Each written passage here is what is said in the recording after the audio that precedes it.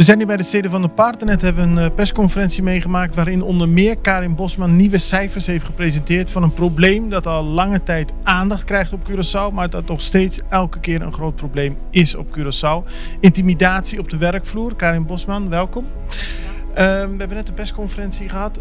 5 jaar geleden was je hier al op Curaçao. Toen was voor de eerste keer echt een groot onderzoek naar vooral seksuele intimidatie op de werkvloer. Het was een probleem. Is het nog steeds een probleem? Het is nog steeds een probleem. Dat hebben de cijfers opnieuw aangetoond. En wat ik al in de persconferentie ook aangaf, is dat doordat er meer bekend is over het onderwerp, ook het onderzoek anders wordt ingevuld. Hè. Dus dat is wel onderdeel van de stijgende percentages. Maar het neemt niet weg dat het probleem niet minder is geworden. In 2017 werd er een cijfer genoemd van 33% van de mensen die dagelijks, wekelijks of maandelijks daar te maken mee had. Wat zijn nu de cijfers als je naar het laatste onderzoek kijkt?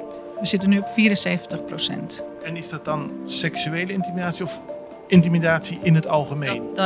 Daar in het laatste onderzoek hebben we alles meegenomen. Dat valt onder psychosociale arbeidsbelasting. Er zitten 4 vormen in. Dat is pesten, discriminatie, seksuele intimidatie en agressie en geweld. Dus er gaat bijna niemand zonder problemen naar zijn werk, zou je eigenlijk kunnen concluderen. Dat zou je kunnen concluderen. En dat is niet alleen een probleem in Curaçao. Dat probleem is er ook in Nederland, Europa, Verenigde Staten, Aruba. Het is een terugkerend iets. Je noemde al tijdens de persconferentie, dat kan er onder meer toe leiden dat mensen zich niet lekker in hun vel vinden zitten. Dat ze bezwaard gemoed hebben voordat ze naar hun werk gaan. Dat ze moe zijn, eigenlijk al op het moment dat ze wakker worden. Zijn dat de belangrijkste gevolgen van dit gedrag? Ja. Werkstress staat altijd in relatie tot gedrag op de werkvloer. Het kan ook leiden als jouw werkdruk heel hoog is. Je moet heel hard werken om dingen af te krijgen. Is er ook weinig ruimte om je positief te gedragen in een organisatie. Heb je een korte lontje, zal je sneller geagiteerd reageren als iemand wat aan je vraagt. Dus het heeft heel veel effecten. En het is niet alleen zo dat mensen zich moe voelen als ze opstaan. Het heeft ook effect op het ziekteverzuim, productiviteit van mensen.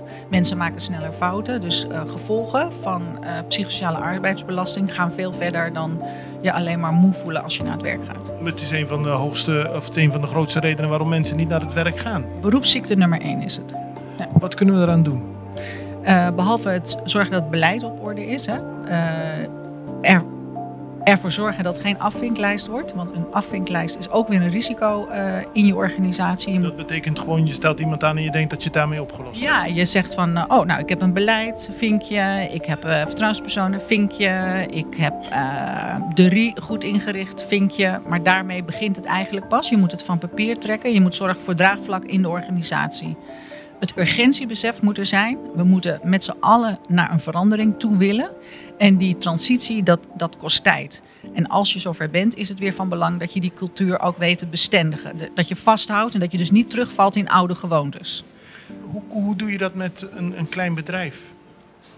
Met een klein bedrijf werkt dat in principe gewoon hetzelfde. Small businesses hebben dezelfde problematiek. Dat betekent ook dat ze moeten zorgen dat er gesproken wordt over hoe gaan we met elkaar om, wat spreken we daarover af, hoe zorgen we dat professionele grenzen, maar ook de persoonlijke grenzen, juist dan ook in een klein bedrijf, goed worden bewaakt. Ik vraag het, want je hebt natuurlijk heel veel winkels hier zo. En stel je werkt in een kledingzaak, familie heeft die zaak en er is een oom die altijd opmerkingen tegen iedereen maakt. Hoe doorbreek je zo'n situatie? Door het bespreekbaar te maken. En hoe moeilijk het ook soms is, zorg dat er misschien door een externe vertrouwenspersoon aan te stellen, waardoor die staat er verder van af, wordt het altijd makkelijker om iets te bespreken. Je denkt vaak als mensen dichtbij staan, is het makkelijk gevoelig onderwerp te bespreken. Maar in de praktijk blijkt juist dat als iemand er wat verder van af staat, het veel makkelijker is om dat bespreekbaar te krijgen. En die weet ook hoe het gesprek gestart moet worden. Hè? Want iemand die vervelende opmerkingen maakt, misschien al jaren doet, heeft niet het besef dat hij daarmee mensen kwetst. Nee.